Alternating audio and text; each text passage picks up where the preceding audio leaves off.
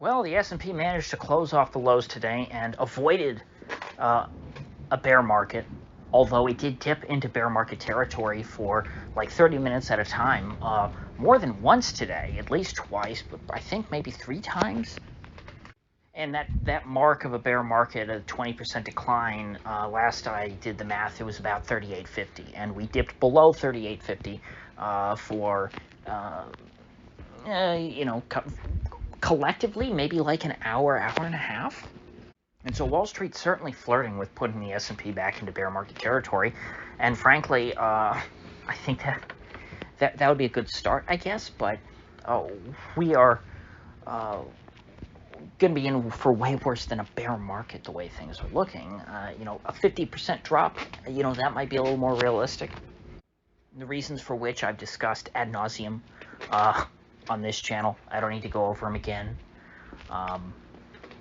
But it pretty much begins and ends with the Fed. The Fed is going to keep tightening because inflation is still really, really bad, and it's not getting really any better. It's kind of leveled off a little bit, I guess you could say. But it's certainly not coming down. Not as of this last, what was it, like Tuesday, the CPI report? And today we got the news from FedEx, which, from what I understand, they're doing quite poorly at the moment. They're battening down the hatches. They're not going to be trying to expand their business. They're just going to try and hang on and ride out the storm. They've completely withdrawn their 2023 forward guidance, meaning they don't know what's going to happen. They think things are so volatile right now for their business. Global shipping is just falling off a cliff, the way that FedEx tells the story, and I don't think that they're just losing all their business to UPS. I don't think that's what's happening here. And so shipping is a good proxy for commerce. If people aren't shipping things, that means that they're not buying and selling things. They're not, you know, delivering goods to their customers. Consumers are not purchasing goods. And FedEx is a global company, so this isn't just limited to the United States. We are witnessing synchronized global depression. So in addition to the FedEx proxy, Zero Hedge today published a story on imports coming in through Los Angeles, which I believe is at Long Beach. I believe that's the port that's over there by Los Angeles. Forgive me, my California geography is not perfect. I kind of mix up, you know, along the coast which cities are where. Honestly, sometimes I look at a map and I'm just surprised by how far away San Francisco is from LA. You know,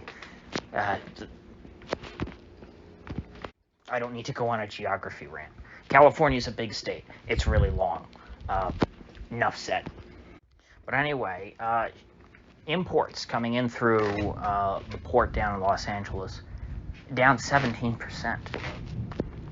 And so I don't think this is just the shipping bottleneck anymore. If it's dropping 17%, they're not running at full capacity, because they've been running at full capacity. It means that they are just getting less goods coming in through the port. Less is being imported. Less things are being purchased. Goods from China and elsewhere, but mainly China, are slowing. And so what I think both of these numbers tell us, both of these stories, the story about FedEx and about the imports coming in through California, is that the American consumer is not strong. The American consumer is not doing well. People do not have as much money to spend on things. Even if the dollar is going up in the foreign exchange markets, and let's say imports maybe on a relative basis are getting cheaper, prices of everything up are going up so rapidly that it's not going to account for that. People are still poorer because the things that they have to buy here, like food and shelter, and electricity and gasoline, even though gas has gone down, energy, the essentials, they've all gone up so much, so fast, that people cannot consume as much on the same income. Even if you've gotten a raise over the past few months, you haven't gotten enough of a raise unless you graduated college and got your first job, that kind of raise going from 0 to something. You have not gotten enough of a raise to account for the amount of inflation that we've seen over the last 2 years. And so what does that mean? It means you're poorer. It means that your buying power is diminished. And so obviously, that's going to result, overall, if everybody has reduced buying power, you're going to see less GDP, unless the government just makes up for it by spending more money. But that government spending, in turn, is going to cause more inflation. See, that's how that double-edged sword works. Because that government spending is going to have to be printed out of thin air. And so this is what it looks like when you're seeing a once mighty economy fall to its knees. Now, I'm of the opinion that this was not such a great economy to begin with. A lot of the mainstream folks certainly would disagree with me. The Trump supporters also, back when Trump was president, they were saying, "Oh my gosh, it's the greatest economy in American history," and I always used to mock that. Because back when Trump was president, things were still bad for the same reasons. Well, except the direction was different. We had a housing bubble back then. We had a big stock bubble back then. We had poor labor force participation rates. Things were not good back when Trump was president. But when prices are going up, it feels better than when the bubble is inflating. Even if the bubble's not good, it still feels better than when the bubble's deflating. Because at least when the bubble's inflating, if you happen to own one of these assets that's appreciating, you feel pretty good. But when the bubble's deflating and prices are still high, the people who can't afford houses or who don't own stocks and bonds, they feel like crap because they still can't afford anything. And the people who do own assets feel like crap because these assets that they have that account for so much of their net worth that are their wealth, it's just evaporating before their very eyes. And so that's the stage that we're in now. That's the stage that the Biden administration finds itself in. But it's much worse than anything we've seen in recent decades because of the inflation component. And so the decline in shipments coming in, the imports coming in through the port of Los Angeles, and this decline in FedEx shipping traffic, these are manifestations of the demand destruction that the Fed has been trying to facilitate. And frankly, even if consumer goods continue to rise in prices, if you're able to save something, anything, if you're able to put a little money away, I do think that ordinary people will be able to take advantage of the coming economic devastation, because assets are going to necessarily crash. The prices of consumer goods, I don't think, are going to come back down. The best we can hope for is that the Fed will, and this is a big if they can, they will stop the bleeding. They're going to make consumer prices level off. That's the best case scenario we can hope for. And in doing so, they're going to crash asset markets.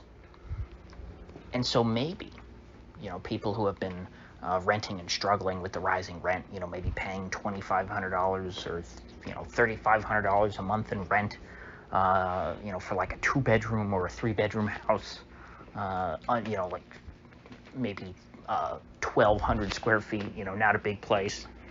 With a crash in asset prices, if you're able to stow away a little bit of cash when people are trying to get rid of their cash as fast as possible because consumer prices are rising, maybe you'll be able to purchase an asset or at least make a down payment if you're able to weather the storm on something like a house or maybe a little condo or something, or even maybe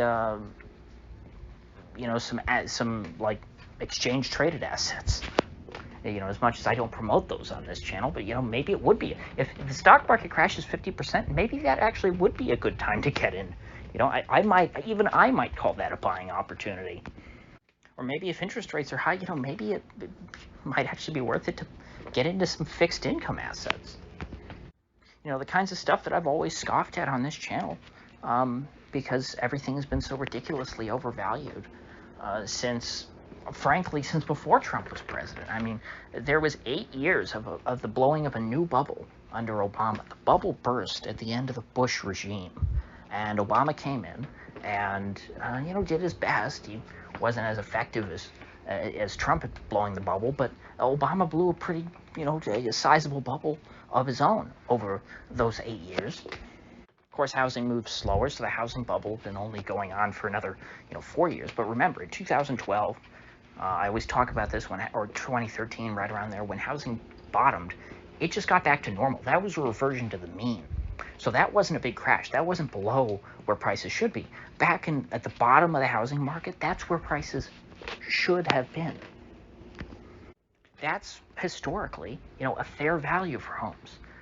Back in 2010, 2012, when you could buy, a fixer-upper for under $100,000 in a pretty decent, area. Of course, since then, we've had, that was fair pricing adjusted for, CPI inflation. There's been so much CPI inflation, over the last 10 years that, we would still, even if we bottomed in real terms, the housing market back down to the same level, it probably, stuff that was like 100,000 back then probably would be like 150 now. But still, those same houses, as we speak, are like 350. And so this crash needs to happen. This demand destruction needs to happen. I mean, and it's not just, it's not just about the big three asset classes. It's also stuff you might want to own, like a car. Car is ridiculously priced. And of course, it's not going to get any better with all this green nonsense. The Green New Deal and all this crap about electric cars, it's a lot like the kinds of promises and aspirations that you heard out of sort of like late Soviet leaders, where they had these, ridiculous utopian aspirations that all went out the window when the Soviet Union collapsed, because they realized that, that was fantasy. We have no way of achieving that. We just need to worry about putting food on the table and keeping the lights on. That's the most that we can, worry about, because things are just that bad. They didn't have the luxuries to care about, environmental crap. Not that the Soviets were big environmentalists. That's our thing in our society in the West. They would have had other goals back then. But anyway, I mean, not just cars. So cars will get cheaper. Things like boats, anything recreational, RVs.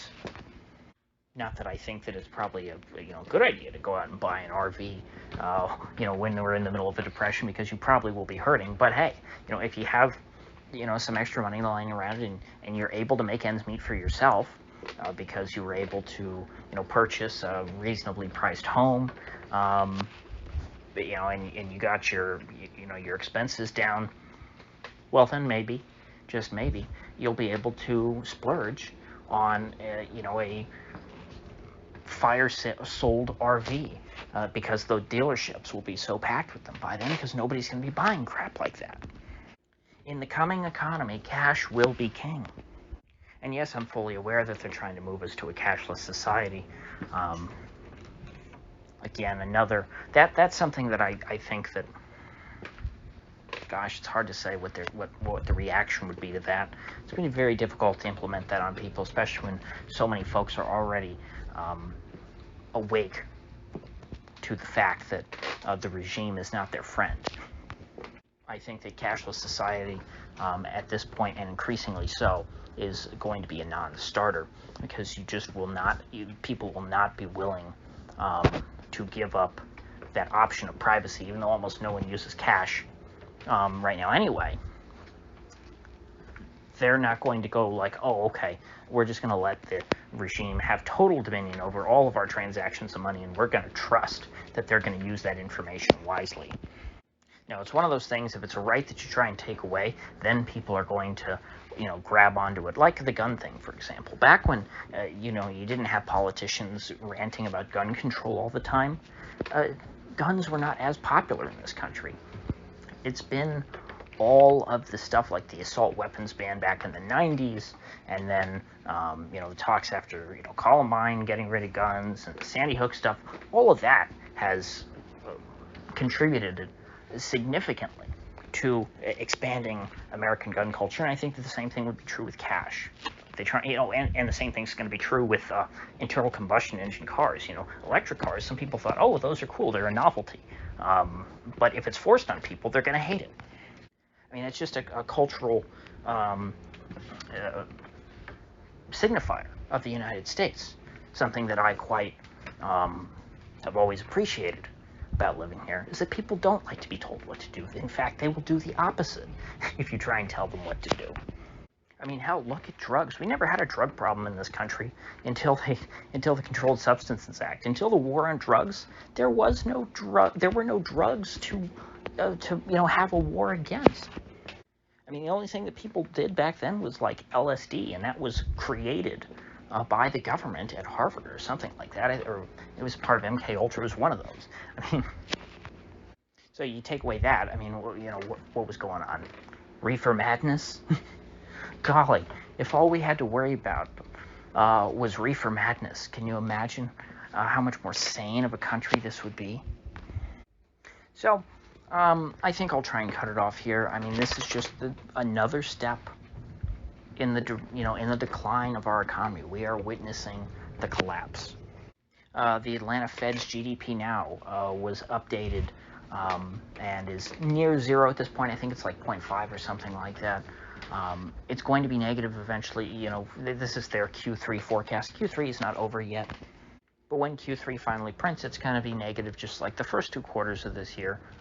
And maybe then the regime will finally recognize that we're in a recession, though I'm not going to hold my breath. So with that said, I will see you folks back here tomorrow.